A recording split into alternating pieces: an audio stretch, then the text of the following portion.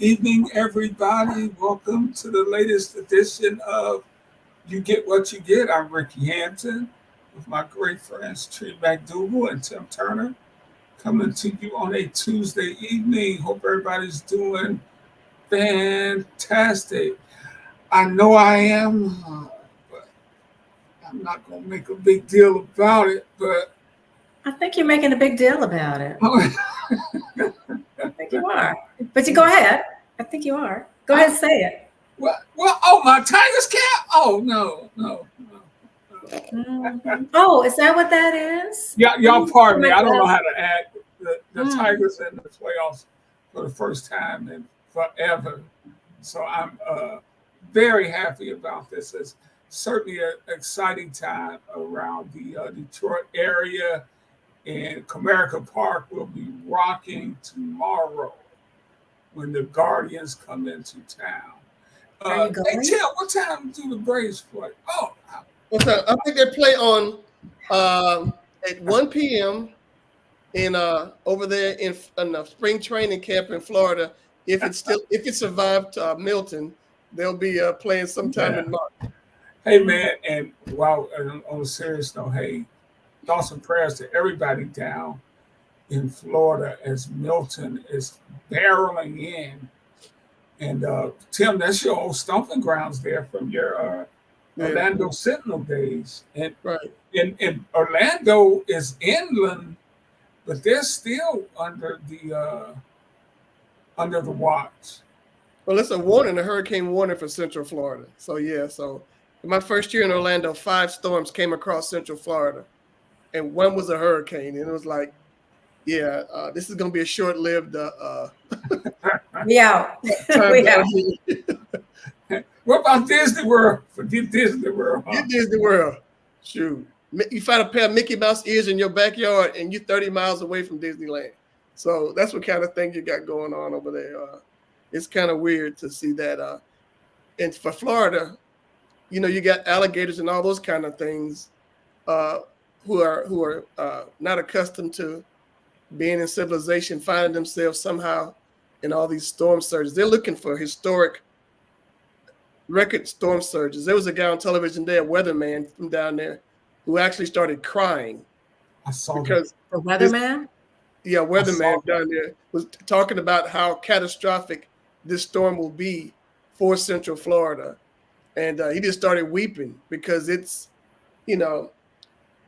my thing is, there are people who don't understand global warming and that these people have been predicting that these storms will be coming with greater frequency and they'll be more severe. People thought Helene was bad 2 weeks ago. And there are folks there who are still recovering from Helene from the Tampa, St. Pete area and on the west coast of Florida, and they're getting smashed again. And this time around, because there was so much debris from the last storm, all those bad boys are going to be projectiles on a Cat 4 storm that's barely, it's just a tick from being a Cat 5. So, and heck, Tree, you guys just today got included in the tropical storm watch. Yeah, we did. And when Helene came through, we lost power for about most of the day. And it came on that night. It went off a little bit the next day. But there were still people I was talking to yesterday that still were without power. And so it's still the lingering effects of that. And now, like you said, Tim, we're under storm watch. I think we're trying to be better prepared, but it should be a lot of wind.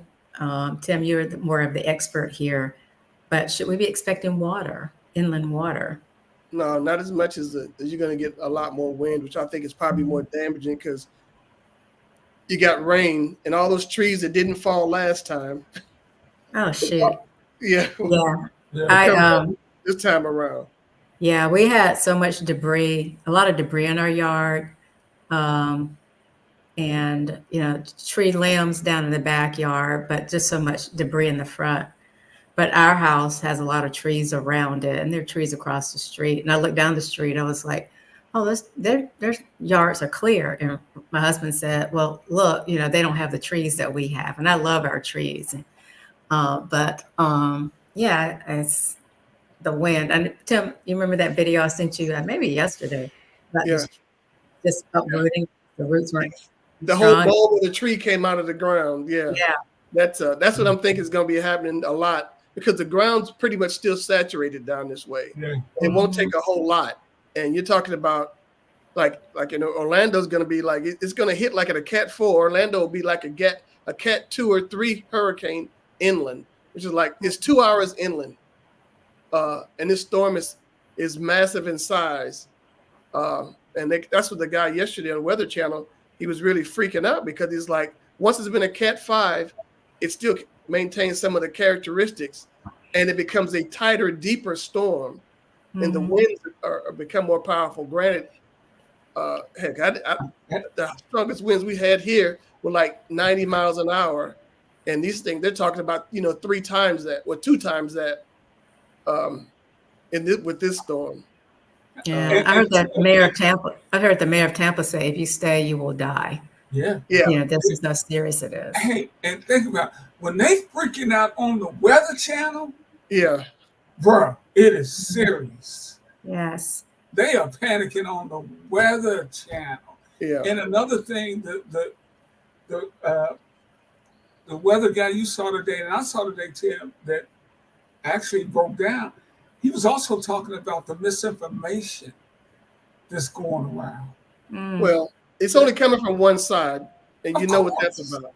And the deal is, they should be getting the bill from FEMA because FEMA has had to construct a web page to disseminate true information and say all this other stuff is BS. The rumor is this. That's not true. I mean, these people having to expend energy on that kind of foolishness rather than trying to, strategically help people. Yeah, because you're still dealing with stuff with Helene. The folks in Western Carolina and East Tennessee are still devastated. Absolutely. And then you got this on top of that. FEMA stretched thin. Nobody wants to see another puff of smoke, a puff of clouds come off of the coast of Africa anymore this year, because folks just start freaking out. Yeah, I picked a fine time to move to the coast. But so far so good, but not for everyone. Not for everyone. Hey man, we definitely wish them the best as they hopefully climb out of this. Yeah, I love Asheville so much, and it hurts to see how it's just destroyed in Hendersonville and all that area in Western North Carolina, which I spent time in. So, hopefully they'll come back even stronger. Yeah, it's going to take years, but they probably will. But they're like, same with these people who had not recovered down there on the west coast of Florida from 2 years ago from a storm. And then they got hit with Helene, and now this one. And then some folks are like saying, okay, this is it. This is the last one before they move out. I mean, it's beautiful when it's beautiful the rest of the year, but from June to November, yeah, you're on pins and needles. We still got another month. Yeah, to go. Right. So, man, hey, it is terrible. It is terrible. And finally, then we'll move on. But what struck me about that gentleman today, Tim, was just the hopelessness that he was exuding. Yeah, he was like, man, y'all have no clue what's coming, and I know. Yes, there could be still folks still trying to ride it out, which was just insane. Yeah, I have a cousin that lives in Tampa, and I always check on him. He said, well, I'm not in the evacuation zone, but I'm like, yeah, I'd still be getting out there. So he's staying put. But yeah, I don't understand those. I don't understand it. Yeah, I lived in New Orleans for a year, working on an assignment. Out of the Times Picker Youth, if they mentioned hurricane, we were gone. Yeah. Just to mention a hurricane. Okay, see ya. Yeah, because New Orleans is in a bowl. It is below sea level. Yeah.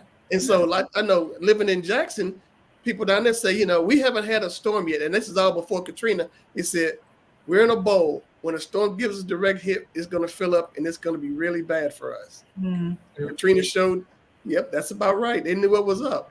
So people, please take precautions. I know me working at the airport, tomorrow's going to be crazy because they've already closed the airports in Tampa and Orlando, and it's always a ripple effect around the nation when those things happen because people can't get in or out. So that's going to be interesting to see how that's handled across the nation because we won't be the only ones affected by that. True. Hey, it was a huge weekend last weekend in college football. There were just some big time upsets. Arkansas knocking off Tennessee. Tennessee came to town with a high-powered offense, and Arkansas sent them home. But the biggest upset occurred in Nashville, Tennessee. Hold up, you mean it wasn't in Columbus? No, it wasn't in Columbus. Dang, okay, go ahead. It was. You said upset or beat down? I'm sorry, what? I get confused. In Nashville, Tennessee, where the Vanderbilt Commodores, who lost earlier this year to Georgia State, I believe Georgia State beat them 22-12 in the third week of the year, beat the Alabama Crimson Tide. I believe it was 40-28. I mean, it was never a game. It was worse than the score. They dominated the game. Do you think they thought, well, we're tired of this. Tired of this losing thing. I mean, what do you think made the difference? Vanderbilt outplayed them. I mean, I didn't see all the game. I saw some of it. I kept waiting for Alabama to come. Okay, enough of this, because Vandy, as Tim just said, they just outplayed them the first half and the second half. And I kept waiting for Alabama to take over the game, but they could not do it. Never happened. Yeah, when Alabama came out the half and scored, it's like, okay, here we go. Yep. All's gonna be right in the world, and it never happened. So never happened. And never even happened. Vandy answered anytime Alabama did something. Vandy was able to answer them. And the thing about their play, they were playing at it used to be Dudley Field. I don't know what they call it now. 2/3 of the crowd was Alabama, right? And as the game got, people realized they got a chance to win. The Vandy students started showing up at the end and took the field, which I totally get. In fact, let's see some of this. This is from News Channel 5 in Nashville as they talk about the victory. Get to the. There we go. That's right. There, down the street. This is Broadway in Nashville, and they're going to the Cumberland River, and there she goes into the Cumberland River. One person had a suggestion, hey, let's go throw this in the river. Not just tear it down. Let's go take it down the street into the river. I mean, hey, police escort? With an escort or just crowd control? Police escort. I get it. Vandy beat Tennessee. I think the last time they beat them, Watson Brown, the brother of North Carolina coach Mack Brown, was the quarterback. I believe it was at 1969. Was the last. I've been in a celebratory crowd like that, and it's pretty fun. The last time Vandy beat Tennessee, but I was talking with some of my old Nashville friends and TSU friends, and there's a little controversy regarding the celebration because TSU fans are saying, some of them are saying, they would never be allowed to do that. I bet if TSU beat Alabama, they would. You get some license when you beat Alabama. Exactly. It's not like TSU knocking off Morgan State. Let's go down the street. If they, Broadway that's the heart of the entertainment, West End Broadway, heart of the entertainment district. And Jefferson Street is North Nashville's Broadway, which is how Jefferson Street Joe Gilliam got his nickname, because you have Fisk University, Meharry, and TSU all located within about a mile of each other on that street, and this historic street. And I don't know how much it is to that, but what I do understand is the sentiment of the TSU fans, right? Because if something happens near TSU, if something happens 2 miles from TSU, the media would write there was a robbery near the TSU campus. You look at the page, it's damn near downtown. It's in Nashville, though. If anything happens by Vandy, you don't get that kind of reporting. But I think I kind of agree with you there, Tim. Y'all go beat Alabama, and we'll see. Yeah. This is like, what is this? This is the first time they've ever beat a number one team. First time they've beaten Alabama in 70 years. There are people who probably must say, okay, I can die happy now. Is it? We beat Alabama. We don't have to hear that noise anymore. Whatever. So, hats off to the Commodores. Do you think for something like this, is this part of the landscape of college football today with the transfer portal and NIL running off? Do you think it's kind of even the playing field, or was that just a bad day for Alabama? They should never lose to Vandy. Good question, Tim. What do you think? Wait, I was looking for you two. I look like you about to formulate something over there. I was like, okay. Let me see. What can I formulate here of my limited knowledge of sports? I think that, in my opinion, I think that might have something to do with it, where they get better players, more access to players that perhaps certain schools had not. But I think that might only be part of it. But clearly there was something that was afoot that made that opportunity for them to win. What say you, Timothy? I don't know if it's that. I think that Alabama maybe came in there and they heard Nick Saban, what he said 2 weeks ago, where he said that there are no easy games in the SEC except maybe Vanderbilt, something like that. He said that, paraphrase that. He said that on game day 2 weeks ago, saying there were no easy games. He said, no, there's no disrespect to Vanderbilt. How else could you take that? Talking about no disrespect. That's disrespect right there. Just disrespect. But is that enough? Is that enough to spur a team, trash talking enough for that to happen? To kids, bulletin board material stuff. I think a lot of that is overrated. I really do. Unless I know since I was a tyke, coaches would try to would use that kind of stuff as motivation. These pregame speeches, they're saying like, these boys said they're gonna whip your tail. What you gonna do about it? Right. And that's supposed to fire you up. It's like, well, we'll see after 4 quarters, coach.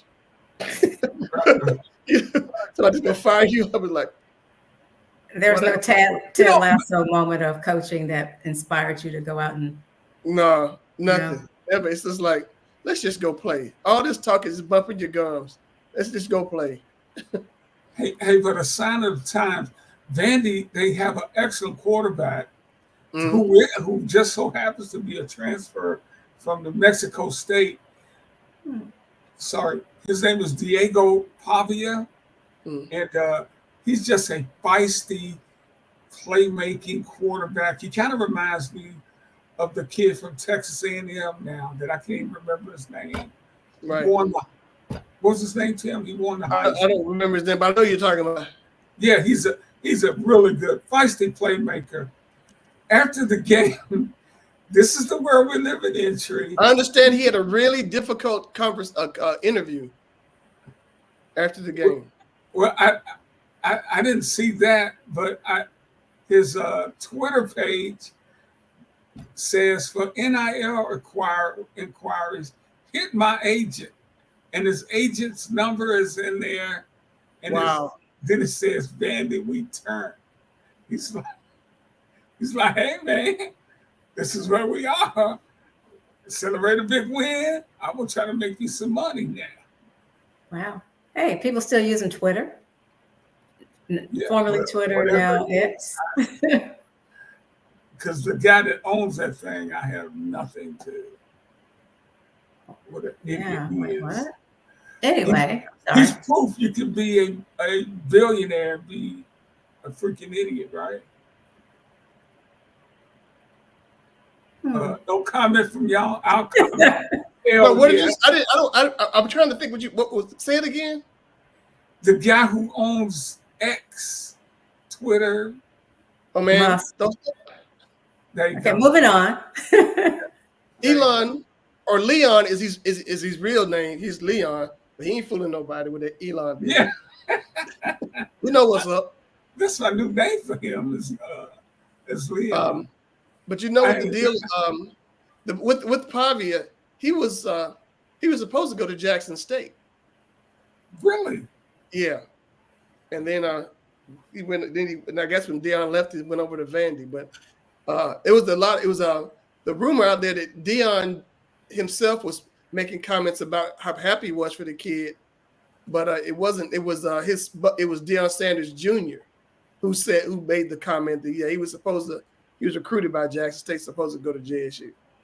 So there's that little tangential thing there. But in Musk, nobody uses. I mean, I don't use X anymore because that's just a place for conspiracy theories and craziness.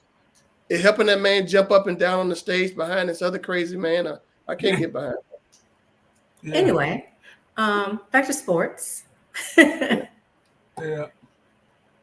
Well, that was like I said, two great college football upsets, and then you have these other things that are going on. Like you got this week's Jackson State FAMU showdown in HBCU football, and that's going to be on ESPN2, which is a massive step up because generally these HBCU games are on ESPN 27.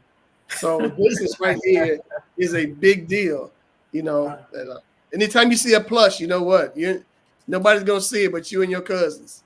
So we got a black team on TV. Yeah, exactly. We call somebody. I do take advantage of the streaming and check in every week on all the HBCU teams because I am of course, a proud HBCU grad and a fan of HBCU athletics. So it is good in that respect. But you're right, Tim. Getting it on ESPN2 it is a big deal. And that should be a good game this week, too. Yeah. It should. And that's the thing about it. They pick really great games to put out there. So it's not like, you're playing some ne'er-do-wells and ruining the product for either conference. So they got two pretty much standout representatives there. But I wonder what fans are they playing in Tallahassee? I think they are.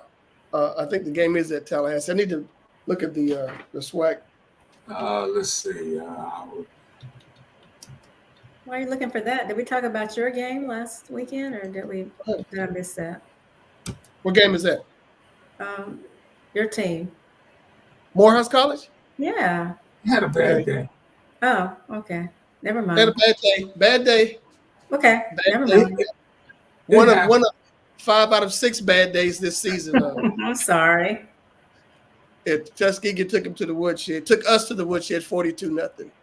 Did you have a good time there? It was in Columbus, right? It was outstanding. Good time. Good time was had by all. Bands were in fine form. Tuskegee has an outstanding band.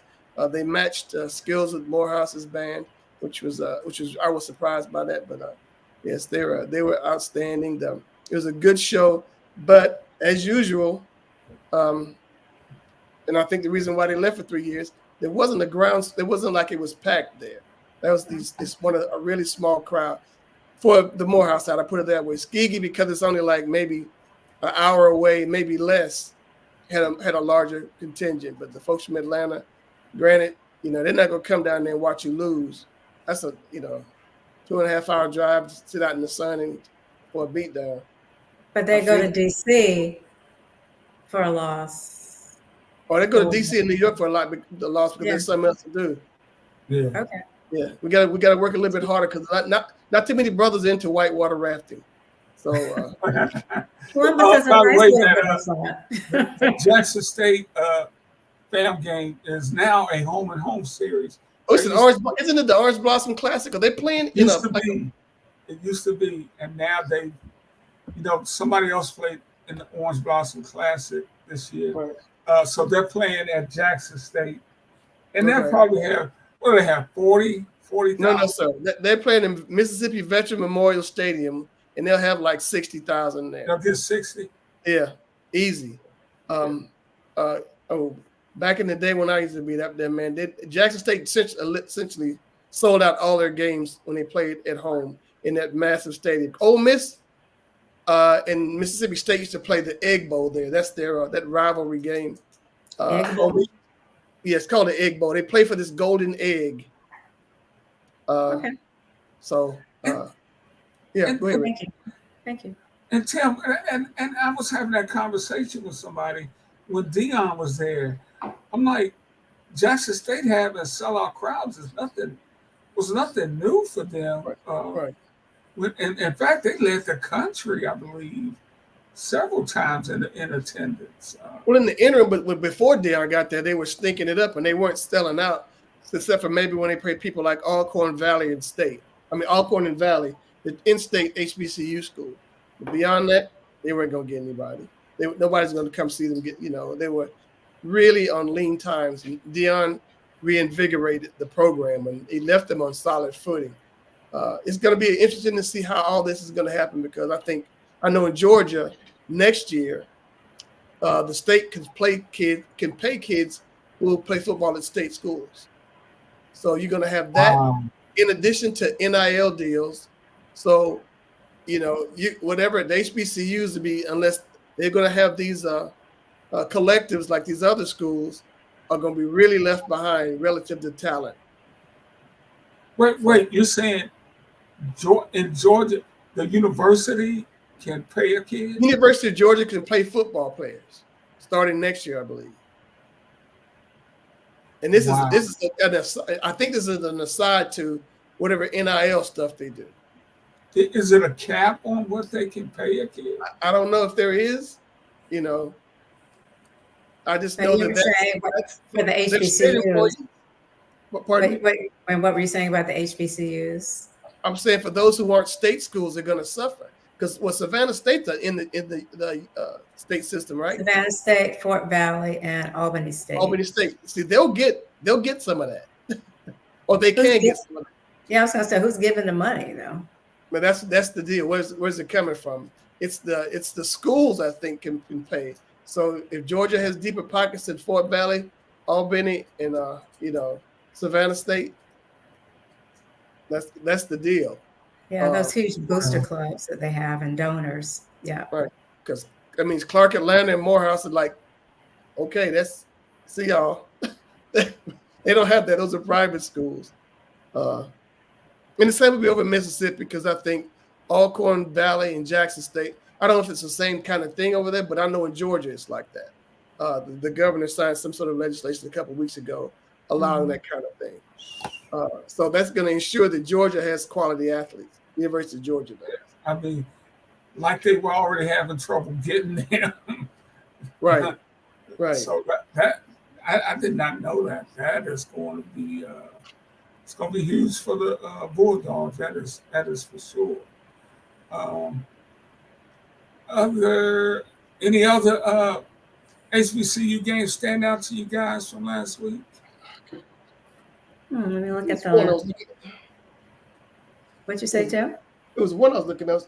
I was South Carolina State beating Tennessee Tech. You got a MEAC school beating a team from the OVC. Yeah. When you go out of conference and win, I think that's a big deal. And I think North Carolina Central did the same thing Well, they beat somebody like beat Campbell, which is in the Big Campbell. South. Correct?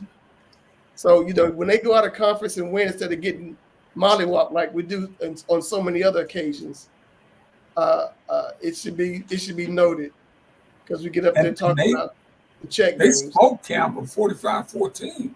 Right. And didn't Savannah State beat Clark? Was it Clark? Savannah State? Yeah, Clark, exactly. Clark was undefeated, and Savannah State took him out. That's another big game this past week. So hats off to those other Tigers over there at Savannah State. I mean, we got Tigers all over the place. Maroon Tigers, Golden Tigers. The season is rolling along. The Morehouse Tigers lost last weekend. This sounds like their worst outing of the year. It was. They played Howard much better than they played Tuskegee. They played Kentucky State better than when they won up in Chicago. So someone made the comment that says, so the secret sauce here is play on the road out, somewhere out of state. Don't play in state. No in-state games. No. Do it somewhere else. So Savannah State playing Morehouse? They're not playing Morehouse this year. No, right? They don't play them this year. Yeah. Lucky Savannah State, I tell you that. Cowards. That's what it is. All cowards. Morehouse cowards. That's what it is. So with going back to the FBS, we have a new number one now with Texas in the SEC. Still can't get used to that. They're number one now. Ohio State jumps to number two. Ohio State's kind of shaky to me. I mean, obviously, very good football team, but I think they're very beatable. Oregon is 3, Penn State 4, Georgia, who I still think has the best team in the country, they're 5, Miami 6, Alabama, Tennessee, and Ole Miss are 7, 8, 9, with Clemson jumping up to number 10. Well, this is the thing, Rick, and I buy, and I'm the same way with the Alabama people. How you gonna be ahead of me if we beat you? Georgia's at number 5 and Alabama's at number 7. How does that work? You're ahead of us and we beat you. Your one loss, but I guess they look at it and said, man, but y'all lost to Vandy. Y'all lost to Vandy, exactly. Who lost? So essentially, Trey and Tim, Georgia State should be the Georgia State can beat Georgia. Should be ranked 5th, right? Pretty much, yeah. I always think that any Big Ten rankings are fraudulent. They don't play real football there. If you're in the SEC, you're the best. Period. And so there should be really. So I think it bears that out. It's like, what is this? 1, 2, 3, 4, 5. 5 of the top 10 schools are SEC schools. Yeah, and then the rest of them. I will note that Michigan team last year, they were brutal, man. They were physical. That was one of the best teams I've seen come out of the Big Ten since I moved here years ago. Because Tim, they just run it 20 straight times on you. Right, they did. They were just physically dominant on both sides. But if they got hands on you, it was over. And they were able to do that all the way to a championship. But there's no doubt the best football is played in the SEC. And the SEC did not need Texas and Oklahoma to prove that. And see, they play this Saturday, Texas and Oklahoma for that Red River Classic. And they normally play in Dallas. And I thought that was the same week as the Prairie View Grambling, and I was wrong about that. So it's going to be a good game. Oklahoma is really looking good, except they got, Tennessee took them out a couple weeks ago, and they found out, this is not the Big 12. There are no Colorado states or whatever in the SEC. There's no soft teams. Of course, Texas and Oklahoma coming to the SEC had nothing to do with enhancing the quality of the SEC. It had to do with enriching the SEC. Yeah, I saw. Well, we're talking about these crazy conferences here because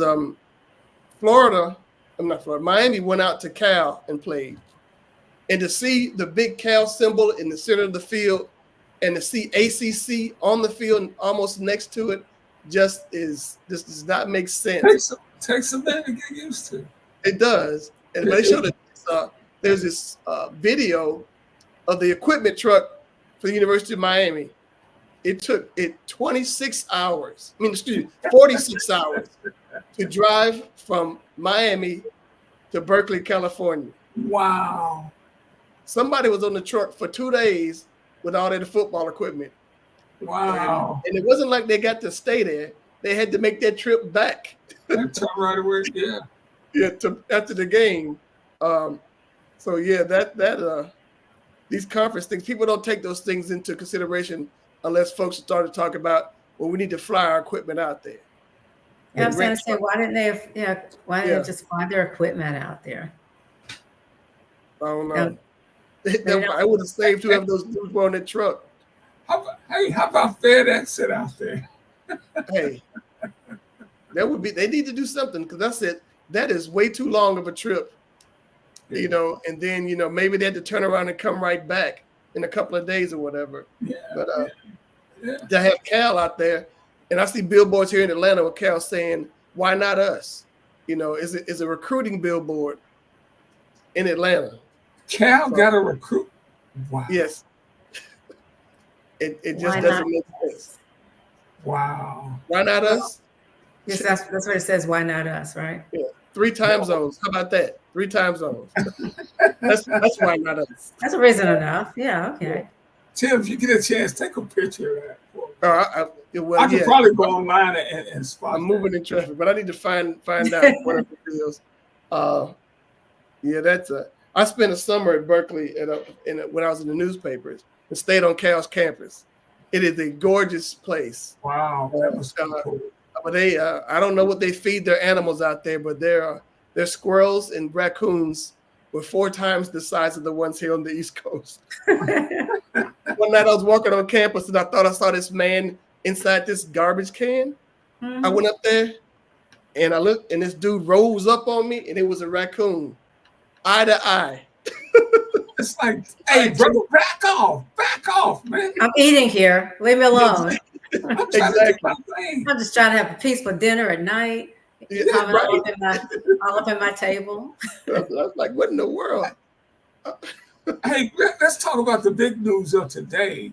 Is that the New York Jets fired their head coach, Robert Saleh, or did Aaron Rodgers fire? There you go. That's what you think the Jets fired? Well, hold up now. Aaron Rodgers fires. So they do whatever he says, right?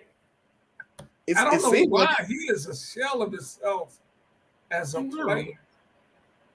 But Robert Saleh has gone 2-3 starts and just a game out of first place. He was 20-36 since taking over in 2021. And people thought he's from Dearborn, Michigan, suburb of Detroit, grew up a big Lions fan, and people thought that he would get that job, and he didn't. And Lions hired Dan Campbell, and he went to New York. Excellent defensive coach, defense coordinator, made his bones with the 49ers. But this thing in New York was just a disaster. And that little altercation on the sidelines with Rodgers the other night kind of said it all. Yeah. So that's what I'm going at. Yeah. You could care less about either one of them. I know, Tim. No. It's not that. It's because this is a sports culture thing. And I understand from somebody today that the owner of the Jets is a big Trump supporter. Okay? Saleh is Muslim. Yeah. And so, you wonder why he got such a short leash after 5 games. you know, and you wonder what the backlash probably is from that kind of stuff. I don't know if it's a religion thing or not. But it's but he's the only Muslim coach in the NFL. So, and he's gone. And he's gone after 5 games. And there's some teams that have been stinking and are a lot stinkier than theirs. And I think the rationale was because of expectations. Who expected them to be exponentially better with a guy who's older at quarterback with a bad Achilles, except for the Falcons? Who expected them to do that? But he's 5 years older than Kirk Cousins. That's true. And Kirk is still slaying that thing. He can't. I watched the other day, and he missed more throws than I saw him miss the whole time, probably in his career. Because that last interception, when they were driving for the win Saturday morning, that last interception was one of the worst I'd seen anywhere. So, and then you went to sleep, right? Did you go to sleep after that? Was this over? Oh no! This is the early morning one. Now this wasn't the. Oh, okay. It wasn't the one where Dak Prescott set a record that probably will never again be broken in the Cowboys Steelers game, because the game started so late. It ended after midnight. He said he's the only guy in the history of the NFL to throw touchdown passes on consecutive days. He threw one before midnight and threw one after midnight. Oh my gosh. So it wasn't one of those. This other one was in the morning. It was like coming home from church and then coming up there and catching the last part of it. I was talking about when the Falcons won. Oh, and that was a late night. Yeah, but I think a lot of people thought that the game was over, and then they came back and won, right? Yeah, I know I did. Yeah. Two times over. I think I said to you, people loving Kirk Cousins now, right? Oh, yeah. Parades. All the people are naming their kids Kirk. You too. We're like, oh, we don't want him, but now I was sitting there looking for the worst, because I just don't want to be embarrassed on national TV. That's always my thing. And against Tampa, Baker Mayfield, he was terrific. He really is. And the thing about it is, Carolina, I think that the Carolina Panthers are learning a very valuable lesson, or the fans are. It's not the players, it's your organization that's crap. Because they had Sam Darnold. The Jets had Sam Darnold. Carolina had Sam Darnold. He's 5-0 as quarterback of the Minnesota Vikings. Okay, so that kind of former number one. He was a number one overall draft. So it's them. They've had a couple of quarterbacks that have gone on. Baker Mayfield lasted half a season in Carolina. He went to Tampa and led them to the playoffs last year. It's not the players, it's the organization. So there's still hope for Bryce Young. That's what I think there is. If Bryce gets out of there and goes somewhere else where he can be coached up and nurtured, where they don't have just garbage around them, I think he'll do. I mean, he's still a small dude, and he's gonna have to, really put some meat on. But he has way too much talent behind the lack of talent that's there to play like he is. That's what I'm thinking with Carolina. Plus, they gave up a king's ransom to get Bryce, and they're like, they act like he's the problem. And nobody at gunpoint made you make that trade. Right. So there's that. That's right. They are totally responsible for the rebuild of the Bears. The Bears are much improved because of that trade. Right. They're like, thank you, Carolina. Thank you very much. Absolutely. Would you play him? Would you throw him back out there? With that team? Who? With Carolina? Yeah. So who back out there? Bryce Young? Yeah. You let him play. Y'all just going to have to get the quarterback up there now is going to have to get hurt. Because why are you up and down? Is he good, or either he's good or he's not good? Which is it? Is he coachable or is he not coachable? Can he learn? I mean, didn't he win the Heisman Trophy? Yeah, there's no doubt he's coachable. I mean, my goodness, the kid went to Alabama. He's a smart kid. He knows how to play football. What is it about him that it is that whatever that powder blue and silver You know, not Hawaiian blue, not Hawaiian blue. We're talking about this kind of powder blue, and silver and black. Yeah, yeah. He is. He's in a bad spot. I'm cheering for Justin Fields. I can really cheer for him now. I always liked him, even when he was in Chicago. But it's going to be interesting to see what happens now because he's lost 2 straight games. Yeah. But he's been at the helm for 2 straight losses. And Russ is waiting. Russ is yeah, dead. he's supposed to be practicing tomorrow. Russell? Yeah. Okay. It's finally time for him to get healthy. It's time for him to get healthy. But we see this is that special time of the year. We got football. We touched on. We've been on football forever today, but we got baseball playoffs with the Lions, with the Tigers. NHL started tonight. That's right, Tree. NHL. I know you're a big Nashville Predators fan. So they started tonight. And then you got basketball exhibition season. With the other night, Bronny played with LeBron for the first time in a while. Now you can go to the G League or something? Not yet. Not yet? I'm sure he's going to end up there. But man, this old man, goodness gracious. Way to go, Dad. Way to go, Dad. Don't do that. I got to say, this is a cool moment, though. It is. To see both of them out there like that. James and James Jr. Wow. This is like Ken Griffey and Ken Griffey Jr. when playing for the Mariners, and they hit back-to-back home runs that night. That was special. Oh, I accidentally went to the great one. We got to hit on it before we get out of here. It's more baseball, and that's we skipped over the playoffs. Everybody's tied at 1-1 in baseball. All those series. No, I think the Phillies lost tonight, didn't they? They just lost, but going into tonight, it was Phillies, Mets, Padres, Dodgers, Yankees, Royals, Indians, Tigers are all tied 1-1, but the Mets won, and that just hurts my heart. I want every New York team to lose all the time. So here they are winning. The Royals are not doing me no favors. Come on, people. Come on, people. Yeah, the Mets now lead 2-1. They won 7-2. And this is the best of 5, so they only have to win one more game, and the Phillies are gone. And the Padres up 4-1 on the Dodgers. It's early second. Yeah, and that'll be something else too, because it's like Mookie Betts, Aaron Judge, and another third player all stink in the playoffs, and they've come true to form. Mookie Betts has done nothing. Aaron Judge has done nothing.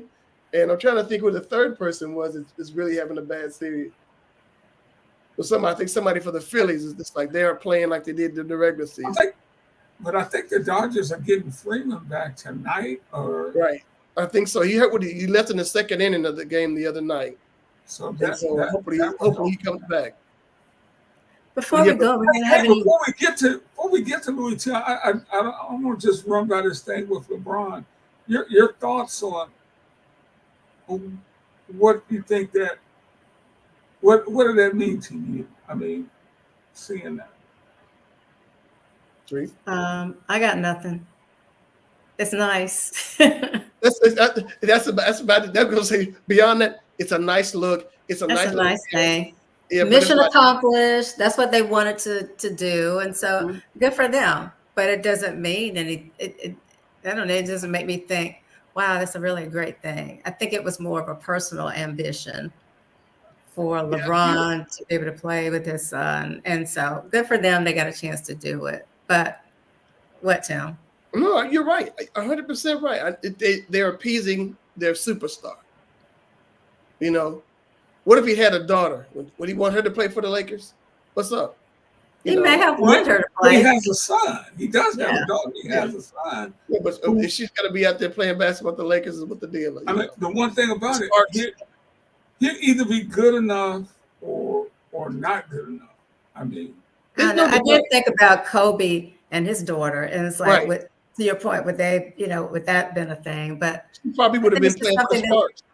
she probably would have gotten a chance to play for the Sparks. Yeah, She was supposedly a dog out there. I mean, really, because she really was supposed to be that good. So actually, I didn't even realize this. LeBron's the youngest son, Bryce, is the real is the better player. He's 6'6", 6'7", but he's only 17. And the remarkable thing about this to me is the way this man is still playing at damn near 40 years old. Well, his whole story is outstanding. I mean, the kid there's not been a whiff of controversy with him at all. Married his high school sweetheart, fathered these kids, sending kids to school with an academy, all these different things that he's done. His one misstep to me was, and it just like made me despise him for life, it seemed like, was that the decision when he went to Miami. And it's like, that's just way too much. I'm taking my talents to Miami. Ever since that moment, I'm just like, but everybody does that now, so they just take that. Yeah, with these kids in high school, their little cap swap deal, Yeah. And with this one kid, his mom wanted him to go to Alabama, and he put on some other school's hat, and she walked away from the table. I remember that. But that's just like the kid from Vandy. They win a big game. He puts his NIL information. Right. Hey, hit me up, man. Hook me up. That's just sad. Hey guys, but are we gonna have any? But there's so much money. Oh, there's so much money out there today that used to only go to the hierarchy of sports, the coaches, the owners, the GMs. I have no problems with the actual participants getting some of this. I have no problem. And so if we can sneak in some female sports news, what about Juju Watkins? Man. What? I think it's outstanding. You're right, Tree. It's outstanding. I was going to try to go the WNBA route, but we can go with this, with Juju Watkins, with her Nike deal. What was it, Tree?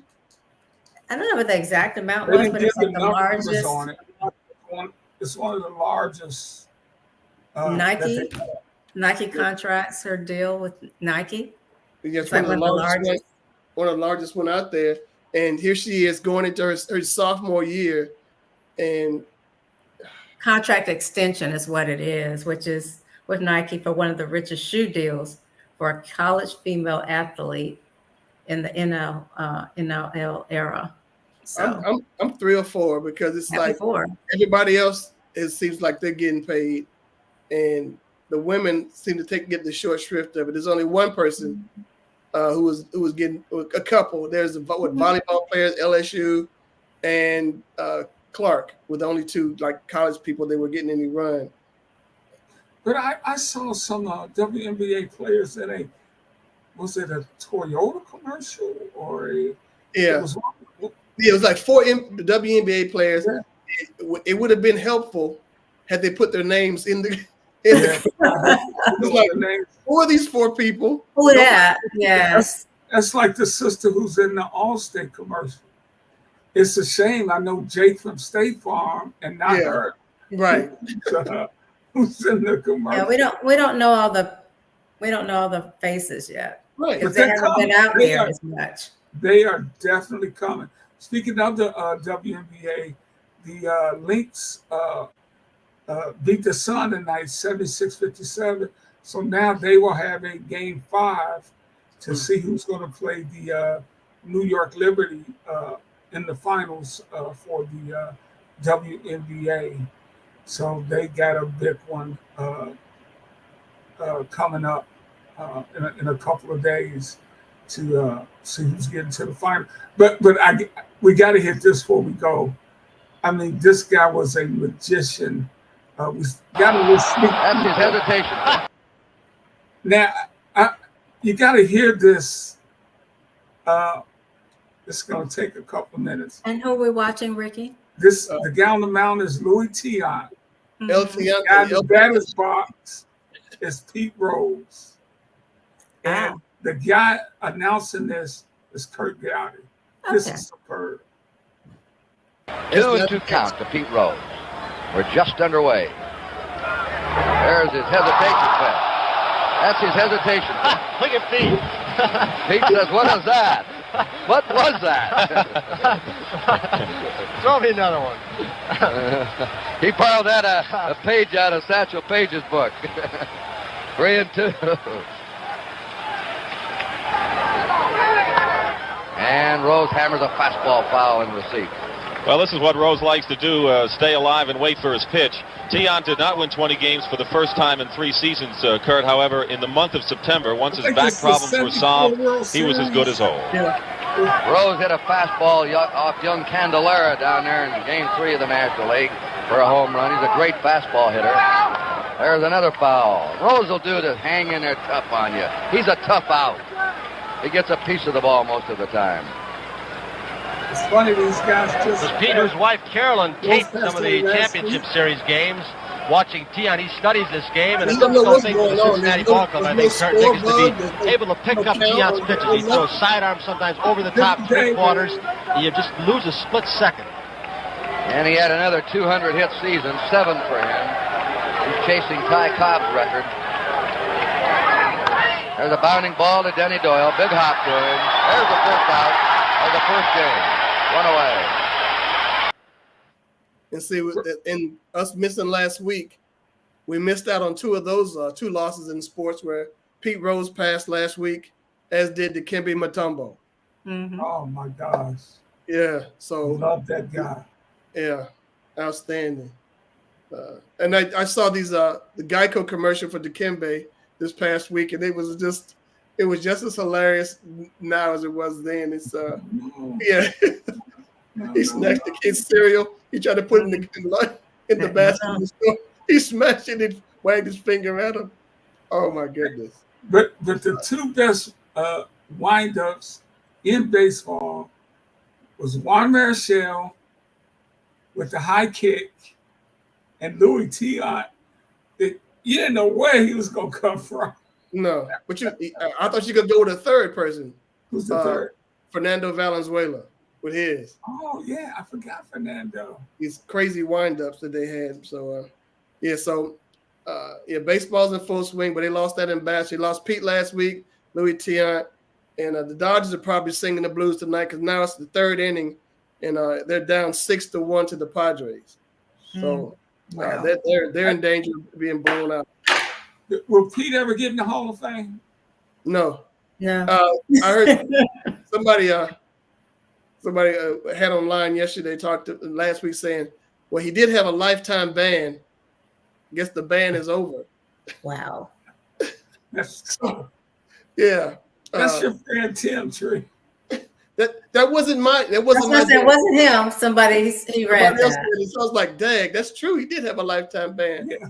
Tim just repeated it. That's all. Folks will not soften their stance on this. I think he should have. When they started, putting teams in Vegas and all the betting lines and all this other stuff, it's like he got in trouble for that.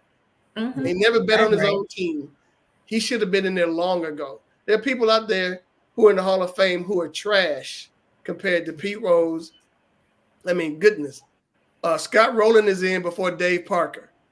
Yeah. That doesn't make sense to me. Yeah. There are people out there who are just outstanding ball players, but for whatever reason, maybe they didn't get along with the media and then people are being punished.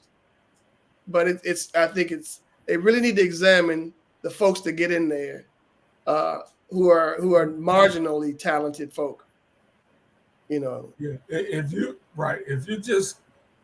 you're judging beyond talent, if you're just judging on talent or having the character of a person come into play, you really need to do that. Barry Bonds was no saint, but even before his alleged use of these enhancements, the guy was an outstanding ball player, forever and a day. No doubt about that. And people need to, that they're doing things the right way. I hate that term, but there may be guys who've done it the right. There's some people who are in there who didn't do it the right way, and they know who they are, and they've been gone in the last 5 years. So. Why are you going to punish one set of cats, then you don't punish these other ones? Yeah. All right then, Tim. Boy, hey, that's about it for tonight. On that A real note. interesting conversation. We'll get to do it again next Tuesday. Yeah, I let's think do it I again bring- next Hey, Tuesday. Again, once again, everybody be careful down there in Florida. The best to you. And for my great friends, Tree McDougal and Tim Turner, I'm RickeyHampton. All right. Be kind and be safe, everyone.